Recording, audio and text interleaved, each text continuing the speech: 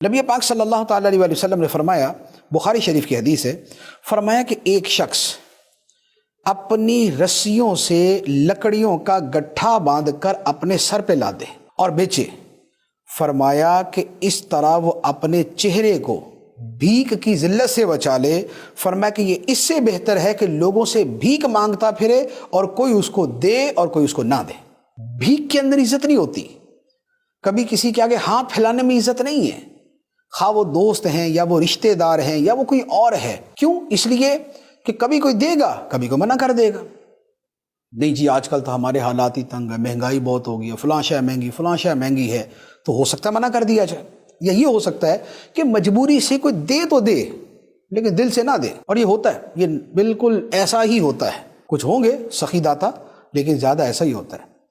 بلکہ کہتے ہیں کہ وہ کسی سے دشمنی کرنی ہو نا تو اس سے قرض لے لو، یا کسی سے تعلقات خراب کرنے ہو تو اس سے قرض لے لو۔ قرض کی بات کر رہا ہوں، بھیک کی بات نہیں کر رہا۔ قرض لے لے تو بھی تعلقات کشیدہ، اور ویسے ہی پیسے مانگ لیں تو اس کا مطلب ہے کہ اب اس کا منہ ادھر اس کا منہ ادھر، بھلے وہ پیسے حج کے لیے ہوں۔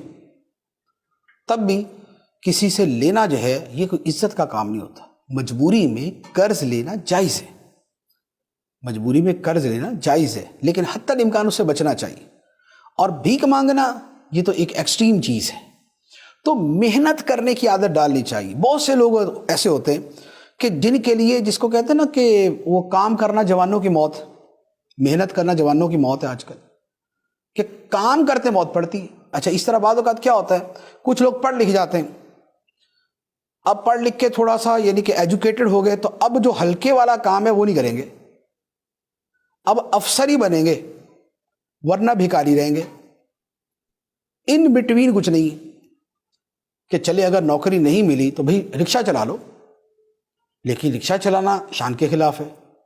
تو اب کیا ہوگا، افسری ملی نہیں، چھوٹا کام کرنا نہیں، تو کیا ہوگا، بھیک مانگیں گے، دوستوں سے مانگیں گے، رشتہ داروں سے مانگیں گے، ایسے چلتے رہیں گے۔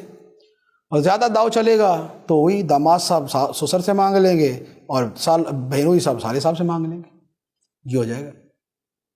تو لہذا یہ جو کام چوری اور یہ جو ذلت کا طریقہ ہے یہ نہیں اختیار کرنا چاہیے۔ محنت کرنے میں دلچسپی ہونی چاہیے، خواہ وہ تجارت کی صورت میں ہو یا وہ ملازمت کی صورت میں ہو یا وہ کوئی ہاتھ سے کمائی کرنے کی صورت میں ہو، لیکن محنت کرنے کے اندر اپنے آپ کو لگانا چاہیے۔